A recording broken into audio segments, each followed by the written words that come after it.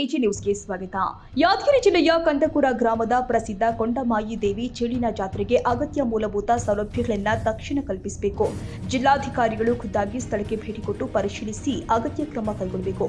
ಇಲ್ಲವಾದಲ್ಲಿ ಕಂದಕೂರ ಸರ್ಕಲ್ನಲ್ಲಿ ರಸ್ತೆ ತಡೆ ನಡೆದು ಪ್ರತಿಭಟನೆ ಮಾಡಲಾಗುತ್ತೆ ಎಂದು ಸಾಮಾಜಿಕ ಹೋರಾಟಗಾರ ಉಮೇಶ್ ಕೆ ಮುದ್ನಾಳ್ ಎಚ್ಚರಿಕೆ ಕೊಟ್ಟಿದ್ದಾರೆ. ಬುಧವಾರ ಬೆಳಗ್ಗೆ ಕೊಂಡಮಾಯಿ ದೇವಿ ದೇವಸ್ಥಾನಕ್ಕೆ ಭೇಟಿ ಕೊಟ್ಟ ಅವರು ದೇವಿಯ ದರ್ಶನ ಪಡೆದು ವಿಶೇಷ ಪೂಜೆ ಸಲ್ಲಿಸಿದರು.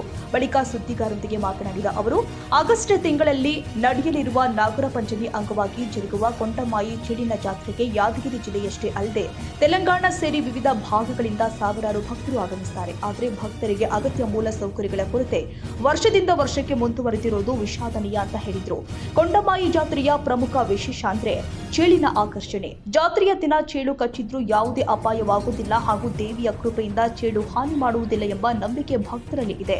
ಈ ವಿಶಿಷ್ಟ ಸಂಪ್ರದಾಯವನ್ನ ವೀಕ್ಷಿಸಲು ಸಾವಿರಾರು ಜನ ಆಗಮಿಸುತ್ತಾರೆ ಎಂದಿದ್ದಾರೆ. ದೇಗುಲಕ್ಕೆ ತೆರಳುವ ಸುಮಾರು 2 ಕಿಲೋಮೀಟರ್ ರಸ್ತೆ ಇನ್ನೂ ಕೂಡ ಡಾಂಬರೀಕರಣವಾಗಿಲ್ಲ.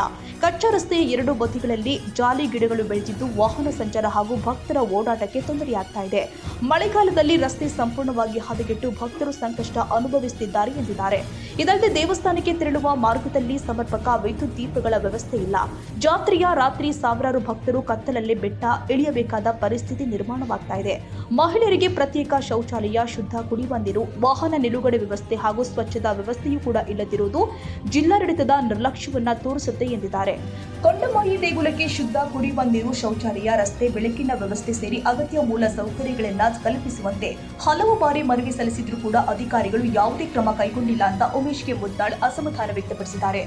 ಈ ಸಂದರ್ಭದಲ್ಲಿ ಭೀಮಶಂಕರ, ಪವನ, ಮಲ್ಲೇಶಿ, ಶಶಿಕಾಂತ್, ಭರತ್ ಕುಮಾರ್, ಹನುಮಂತ, ಮಹೇಶ್, ಅಂಜು, ಬನ್ನಪ್ಪ, ನಾಗಪ್ಪ, ಚಾಂದ್ ಪಾಷಾ, ಭಾಗಪ್ಪ, ಮಲ್ಲು, ಸಮೀರ್, ಕಾರ್ತಿಕ್ ಸೇರಿ ಅನೇಕರು ಉಪಸ್ಥಿತರಿದ್ದರು. Nizamuddin, Yadagiri, AG news.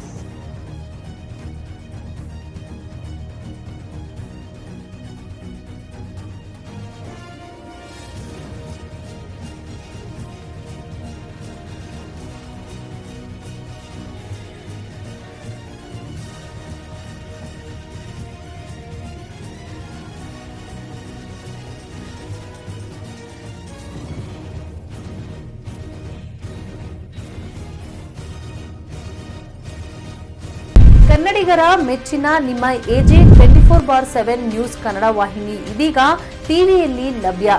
ವೇಳೆ ನೋಟಿಸ್ ಕೊಟ್ಟಿದ್ರೆ ವಾಪಸ್ ತಗೋತೀವಿ. ಇವತ್ತು ವಕ್ಫ್ ಪ್ರಾಪರ್ಟಿ ಅಂತೇಳಿ ಬರ್ತದೆ ಅಂತ ಹೇಳಿದ್ರೆ ರೈತರ ಬೀದಿಗೆ ಬದಲು ಏನ್ ಮಾಡ್ಬೇಕಾಗತ್ತೆ? ಯಾರು ವೋಟ್ ಹಾಕಿಲ್ಲ ಅಂದ್ರೆ ಗ್ಯಾರಂಟಿನೆಲ್ಲ ಸ್ಟಾಪ್ ಮಾಡ್ಬಿಡ್ತೀವಿ.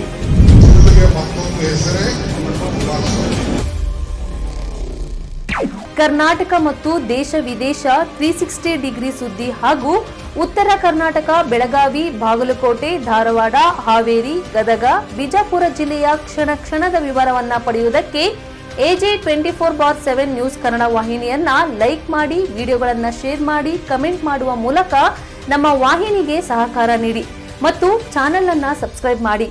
ಧನ್ಯವಾದಗಳು.